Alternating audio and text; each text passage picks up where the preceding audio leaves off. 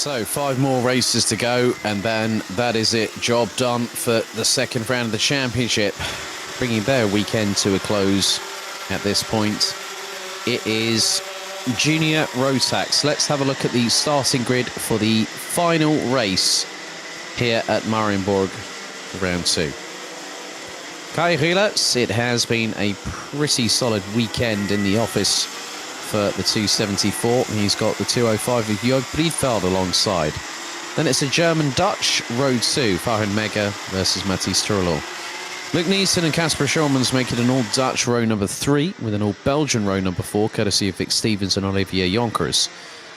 Pascal Westhovens and Matthias Ringgaard round out the top 10. Ringgaard came fighting back through the field from around 18th in the pre-final and managed to get to 8th on the road, but through a post-race penalty drops down to 10th. T. Stams and Krik Knoren round out the top 6 rows ahead of Enzo van den Dickenberg, Ralph van der Pevert, Pat Gubbels, Benjamin Van Hees, Nick Gerhards, Boluet, Enzo Bol, who will be the 19th and last driver to start the final race of the weekend, and it is a non-start for Rune de Broeke in the 297 entry from Belgium. So they've had their sighting lap, they've now gotten onto their formation lap.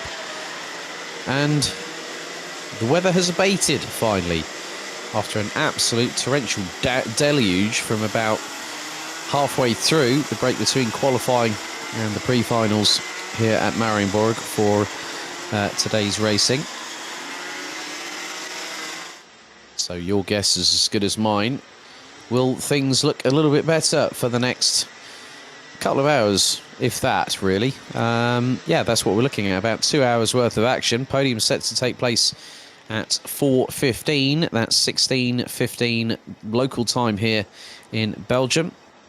So if you are watching in the UK, it will be just 3:15 this afternoon as Enzo Bol brings up the rear, as we're about to get things under starters' orders. It's the top 3 on the grid for JJ Racing, and there is...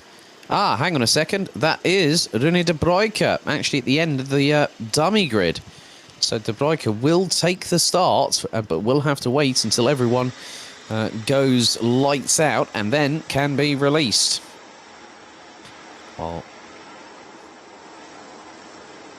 And now this is a very different affair altogether, because we're at that point. When does the track evolve to the point where we can run slicks? I'm not too sure. Well, the juniors definitely won't get a case of that possibility. Maybe the seniors might chance it. Who knows? If it's 50-50, the old Jensen-Button equation can be thrown into the mix. Who knows? But they come out of the chicane onto the start-finish straight. Into the tram lines we go. The revs build. The anticipation rises.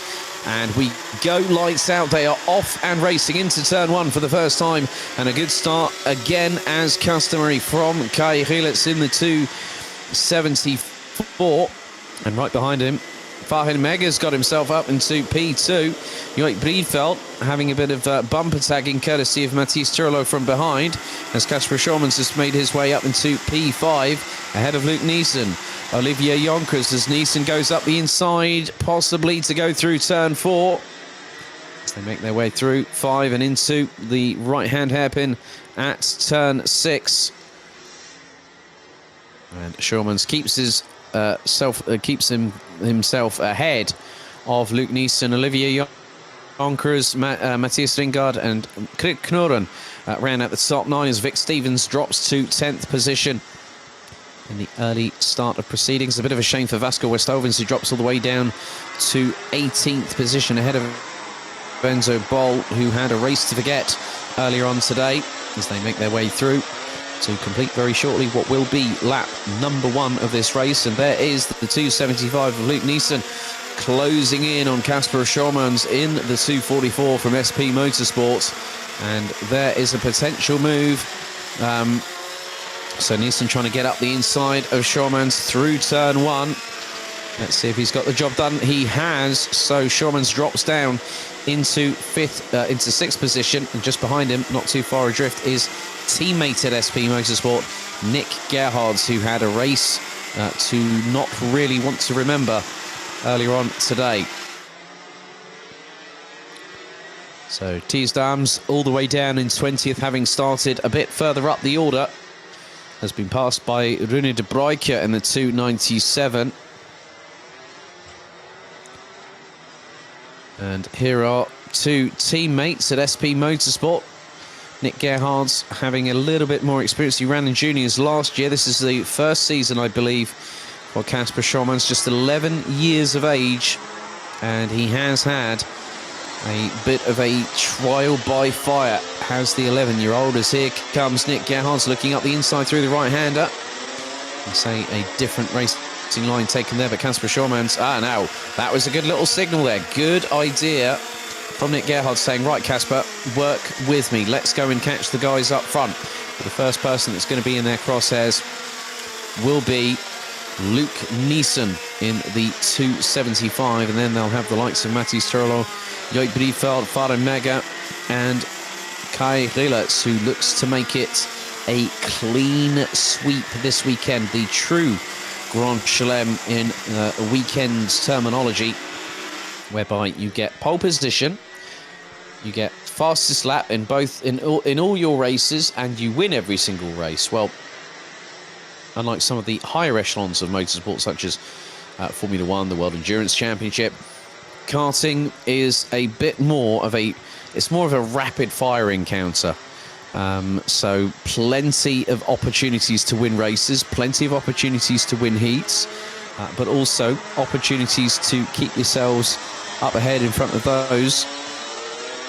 As you can see here, Krik Knoren in the 212 have just spotted having a little bit of a battle royale with the 293 of Benjamin Van Hees, and a little bit of a touch between the pair, left front and right rear, but Krik Knoren keeps ahead, but Van Hees up towards the inside on the CRG chassis, through into turn one, and does he get the move done? Looks to be the case, but keep your eyes on the 212, looking towards the inside. Van Hees shuts the door, going through into turn two, bumps over the curb, that nearly unsettles the back end. And a little bit further behind, looks like Boluet went a little bit wide there. Well, that we've now got, that is Vic Stevens making his way through. And then also, keep your eyes on Boluet. Boluet has also gotten through there. So a little bit of a bump down back to earth with, on all four wheels, Krik Knoren now has had Van Hees, Stevens, and Louet pass him, and then Van den Dickenberg is not too far adrift either. 8 minutes and 15 seconds still to go, plus an additional lap, and there is a move. That's the one that was possibly on the cards, and that has just transpired. So Enzo van den Dickenberg, here comes the recovering Enzo Bol, looking at the 212, and goes up the inside through the next right-hander. And Krik Knoren goes back on the offensive. Whereas Kai Rilets at the moment has about a 2-second advantage over JJ Racing teammate Farin Mega.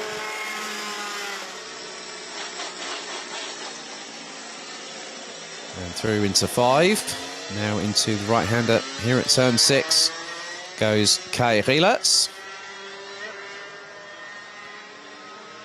And into 7, using the curbs just to slow the car down, not having to use those brakes too much. You can just see, just nudges the car. We've got a yellow at turn 5, a yellow towards turn 2, a bit further around the circuit. So I'm wondering who's dropped out of the bubble, so to speak. Fast approaching the halfway point of this race, and that is Matthias Turlo, who is ahead now of Joik Briefeld. Rilets' lead is now nearly 2.5 seconds.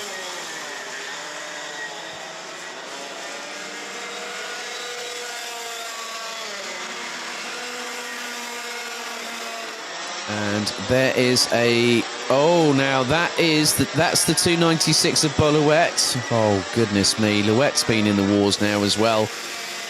Luke Neeson, I've spotted, has dropped off. as has Olivier Jonkers. Now, there was a yellow flag at turn 2. There is a CRG chassis. And I think that's Luke Neeson. I think Luke Neeson is out of the race. Ralph van der Pavert is down in 20th position.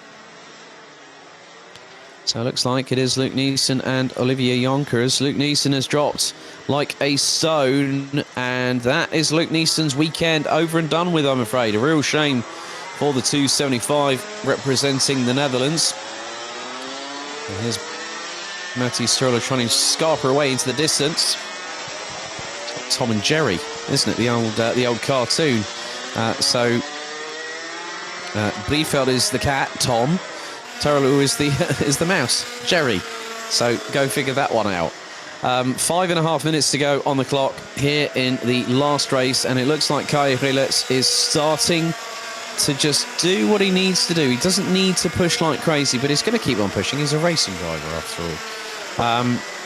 And he's got a gap of nearly 2.9 seconds.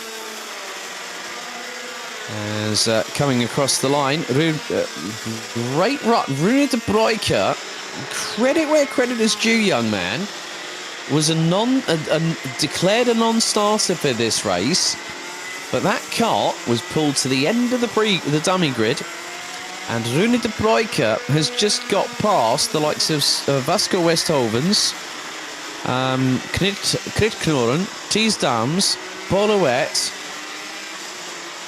all in the space of a few minutes, and now that could be a really, really good end to what has been a bit of a difficult weekend for Rune de Bruyker. Was on the cusp of being at the bottom end of the field. Could have not been a non-starter and not scored any points in this race. But de Bruyker is going to score, and that's going to really help give de Bruyker a bit of confidence after what has been a bit of a difficult weekend. And there is de Bruyker, who behind has got Vasco Westhovens. And then a very, very sideways Thies Dams. And I think he's got past Krit Knoren in the number 212. Rilets' lead is now 3.3 seconds with just under 4 minutes to go on the clock, plus an additional lap. Bahrain Mega rounds out the top 2. Matthijs Turlo, Jorg Briefeld, Nick Gerhards, Casper Schormans, Vic Stevens, Benjamin Van Hees, Enzo Bol and Enzo van den Dickenberg rounds out the top 10. Rune de Bruyker in 11th, Vasco Westhovens in 12th, ahead of Thies Dams, Krit Knoren.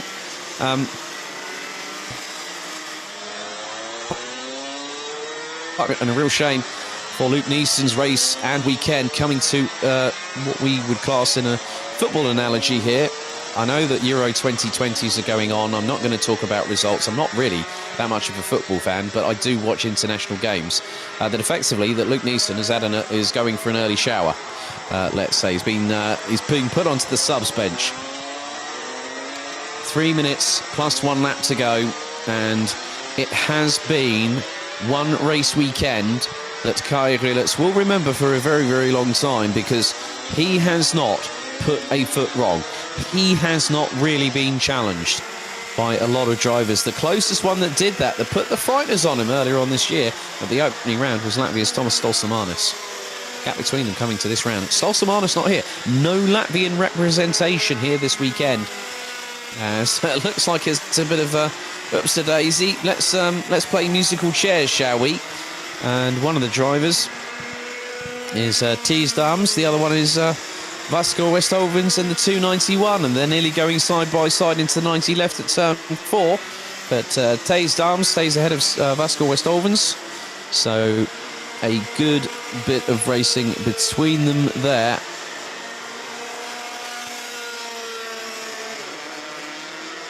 And we have had a record-breaking 14 front fairings in the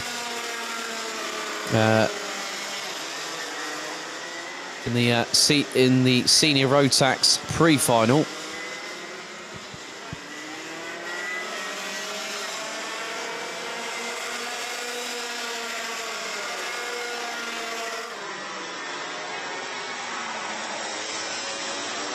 Just over 90 seconds to go. It's looking a bit closer now between this trio here, which will be now They're just coming across the line. As Days Dams has got past Rune de Broeke in the 297 and joins, ends up in 11th at the minute. Things are fast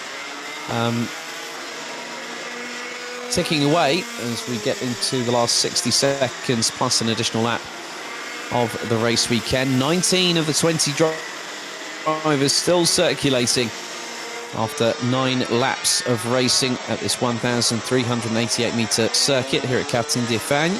As Kai Rilets puts us into, well, he put us into double digits. We're now into lap number 11. Times have improved basically because of the fact that there is no excessively hideous and ridiculous amount of rainfall that we've had earlier on today. So the drivers really pushing to within the limits of adhesion here on the circuit, and the drivers now will be pushing right up until the checkered flag. And this driver here, no exception, Kai Rilets, who will extend his championship lead, and he will put himself on 176 points come the end of this race weekend. He'll hit the top step at the podium a bit later on, but Rilets has been unassailable. Still remember when I first saw him as a junior a couple of years ago, and now he's taken over the mantle of one of the premier drivers in the squad. Learned from the likes of Mike van Vugt, and here we go. Final lap board is out for the race weekend in Junior Rotax. And Kai Rilets' lead was extensive at the end of the 10th lap out of 12. And now we get it to nearly 5 seconds. And Kai Rilets knows that he's got the job done.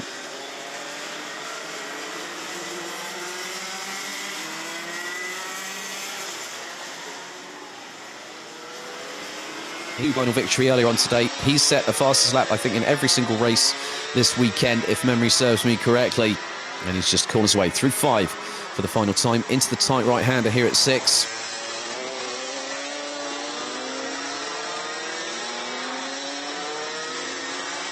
Just a handful of corners to go. He's coming up to some back marker traffic just up ahead. One of which will be I think that's Ralph van der Pey he's trying to get past now, who is sitting in 10th position, in 19th position. But Rilets will just calmly wait until, that looks to be, yep, that is Ralph van der Pey.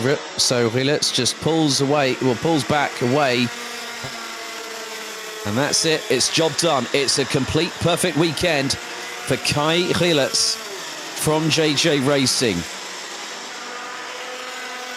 Farin Mega takes second, 5 seconds adrift of Rilets. So it's a JJ Racing 1-2 in the final. Mathis Turlo will keep second in the championship. Farin Mega closes into the title battle by taking second in that race. Joop Briefeld in 4th ahead of Nick Gerhards, who rounds out the top 5. We have a little bit of a lengthy wait as more drivers come towards the checkered flag. And in 6th place, Vic Stevens. 7th, Casper Schomans. 8th, Benjamin Van Hees. 9th from Enzo Bol, who started 19th on the road and finished 9th place ahead of Enzo van den Dickenberg. We had an unfortunate retirement in the form of the 275 of Luke Neeson on lap number 5 through turn 2. Rune de Broeke takes 11th ahead of Thijs Dams, Vasco Westhovens, Krit Knoren, Pat Gubbels, Boluet, with Matthias Ringgaard, Olivier Jonkers and Ralph van der Pey rounding out the 19 that finished the entire race distance.